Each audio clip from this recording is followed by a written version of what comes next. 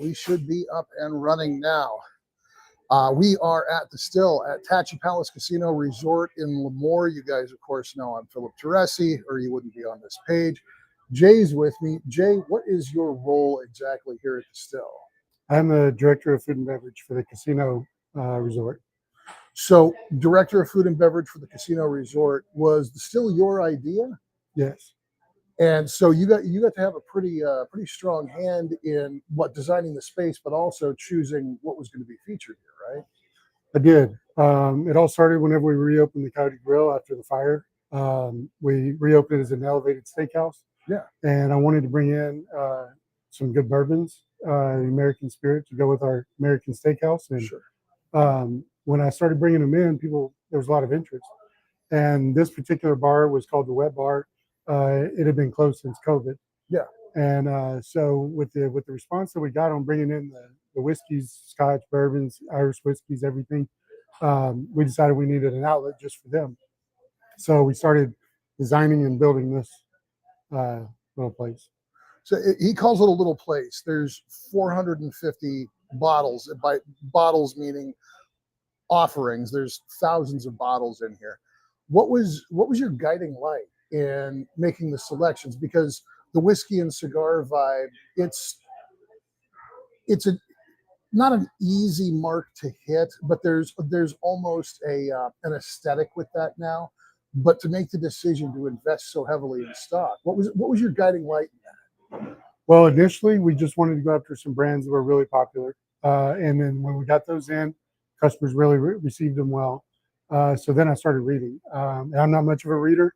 Didn't read a lot of books in high school or college that I was supposed to, but really just got into it. Been to Kentucky twice. Just learned as much as I could, as fast as I could, and so we could get in the game. And so when you go back to Kentucky and you're visiting these distilleries, I mean, obviously it's a business trip, but there's got to be just a little part of you that's like, okay, I have one life. I'm writing off a trip to go drink bourbon and check out the countryside. Yeah, I can't complain about that. It's an extremely enjoyable part of the job. Yes. So, is there a plan to go to Scotland? Are you going to go tour that? Are you going to go to Japan and visit their distilleries? The next plan is in October. We're going to a tequila fest in Tequila, Mexico. Yeah. My boss, Michael Lujic, and I are going to go, and we're going to go tour Fortaleza and a few of the older ones first, and then we'll go to some of the newer ones.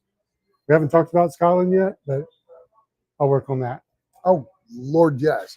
So with the tequila, I mean, that's not really the focus at the Still, and yet, if you're looking at Scotch, if you're looking at bourbon, that's another one of those spirits that there's suddenly a high-end, or it feels sudden, that there's a high-end market. And you're seeing like the Don Julio 42 is, I think, kind of emblematic of this drink it neat, sipping tequila that's kind of holding the same space that Scotch and bourbon used to.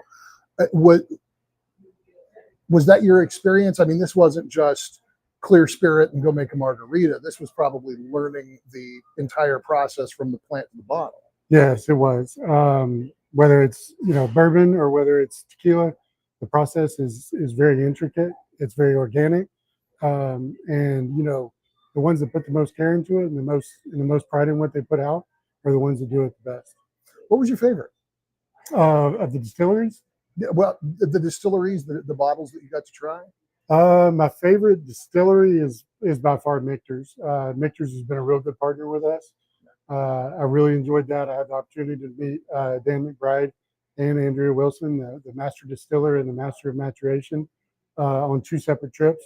I got to spend some time with them. That was really neat. I got to go to Shively, which is their location that's not open to the public, in the little community of Louisville. Yeah. And then, obviously the public went downtown. At any point, did Danny express relief that you didn't mix him up with the guy from Eastbound and Down? No, he did not. But he did promise he's going to come out here. That's awesome. That's awesome. The selection here is fantastic. I mean, I've enjoyed walking around and seeing stuff that I know and love, but also some stuff that I just hadn't encountered before.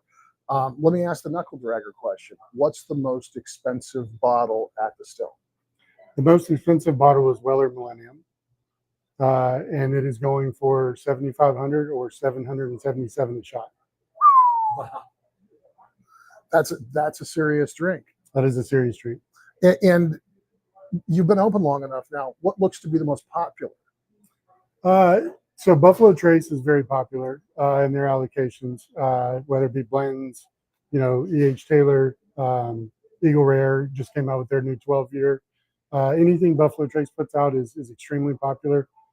Michter's age statement items are some of the most sought after. But one of the brands that I found that I really like that the true hunters are after is Rare Character. I really like that brand. A little pricey, but it's not an every night drink, and it's really hard to find. But we do happen, have a nice selection of 8 different rare characters at this point, and we're getting a barrel in soon too. If somebody walks in and just immediately demands a packy, do you tell them to slow their roll and work their way up to it?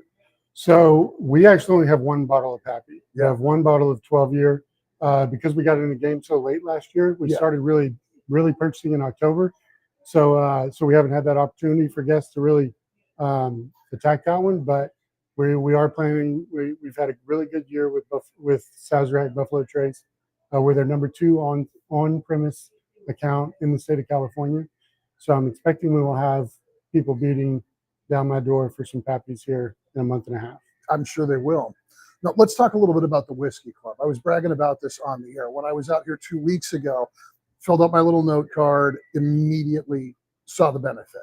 I was over at Center Bar after the still closed down, and it was, a huge difference in what the tab looked like. For folks that are interested in joining, obviously there's a nice discount, and it seems like it's pretty much across the board, except for the crazy ultra premium stuff.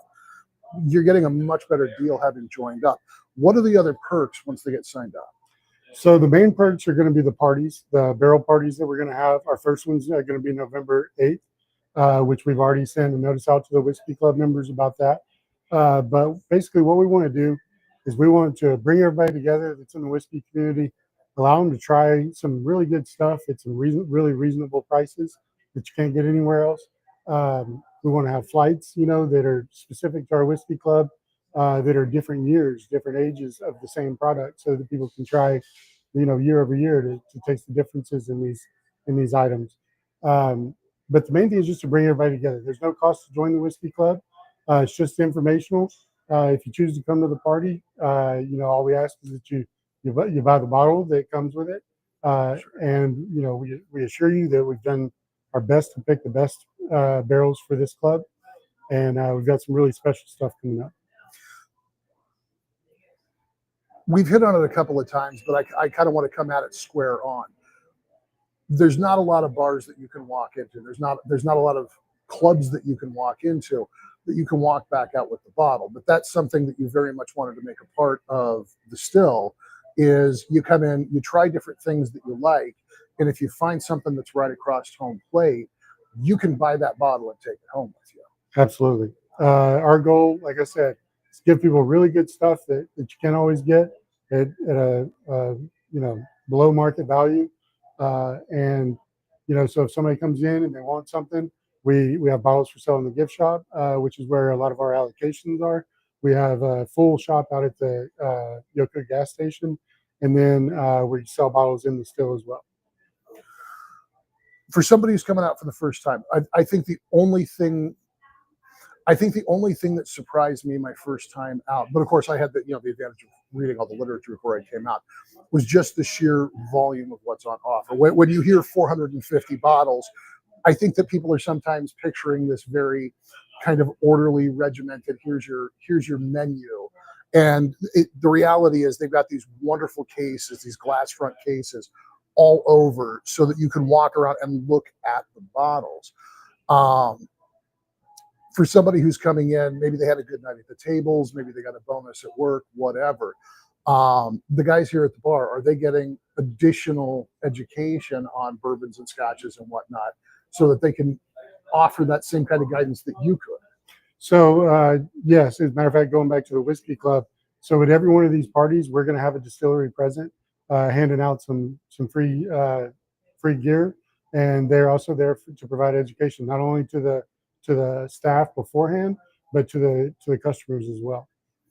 So is there a plan to eventually close off the still so that the cigar smokers can sit on the leather chairs, or for the time being, are we going to be enjoying patio furniture? It is my absolute goal it will be closed in for sure. Yeah. The facilities team has been working on a different project right now, but they will come back and finish off the room. So it will be closed off. And then it's a matter of ventilation system and just assuring that the smoke doesn't get up to our hotel rooms and into our hotel. We want to protect that. That's a huge investment. So you really see the demand for this being maintained. This is going to be a sustainable long-term thing. This isn't just a lark. I believe it is a long-term thing. I believe our pricing, our selection, they warrant us to continue to go after it. We've got real good reception. We're just trying to get more and more people aware of what we're doing, so they can come out and enjoy and taste some of the specialties. So what are you most proud of? I mean, you're the food and beverage director. This is kind of your baby. You had hands on the decision about what to stock, about how to lay this place out. What's your favorite aspect? My favorite aspect is talking to the guests about it. The guests that really are into the whiskey, they come in, they're excited, they want to have some drinks or buy some bottles, and they just want to talk. And the whiskey community is such an interesting, informative group of people that are just looking to have conversation and entertain themselves. And that's been the most rewarding part. Yeah, just the customers. No, that's fantastic. I mean, that shows a real heart for hospitality. My answer probably would have been like, no, it's the King Charles Delmore. But you guys can see the place stretching out behind us a little bit. I'm going to walk around, take some pictures, and post those up so you get just a little bit more of a sense. But don't forget, Jody Joe from Kiss Country also has a whole bunch of media from when she was out here last week. And it's just a matter of hopping in the car, coming to the Tachi Casino Resort here in Lemoore. You can get a room at the hotel, so you don't have to worry about trying to find an Uber home at 10 o'clock at night. And tonight, it's a nice mellow night. There's no live band. It's good folks hanging out at the bar, a couple other people in club chairs just enjoying the ambiance as it is. The game's on, which is always nice. But there's big events out here. I mean, when we came out 2 weeks ago, you had a live band going. This place was pretty well packed. Coming up further down the line, I mean, the weather's going to cool off. People are going to be looking for a place to go hunker down and have fun. What other events do you have planned at Still? At the Still, we have bands right now we have them every Saturday night. We are starting Friday nights within the next 2 weeks. So we'll have bands on Friday and Saturday. We're going to continue to do more educational things. Anytime a wine vendor, whiskey vendor, is willing to come out and hand out some samples and talk, we're going to do that. And you can get all that information from the Whiskey Club. For folks that want to join the Whiskey Club but maybe want to get out ahead of it so they can see some of those events, is there a way to sign up online, or do they need to be here? So there is a tab. If you go to dining on our website, at the very bottom, there is a tab for you to sign up for the Whiskey Club right there. Very good. Okay, so Tachi Palace website, dining link, go to the bottom, you'll find the tab to sign up for the Whiskey Club. That's the shortcut there.